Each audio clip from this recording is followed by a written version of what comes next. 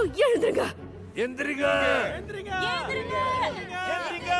என்ன ஃபாலோ பண்ணுங்க. அவரை ஃபாலோ பண்ணுங்க.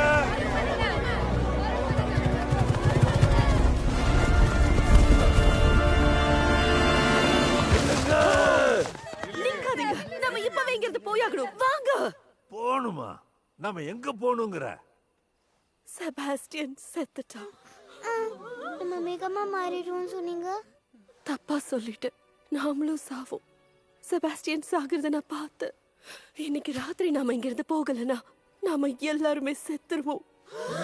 கேலப் ஆடுங்களை சாப்பாட மாத்திரம். போதும்.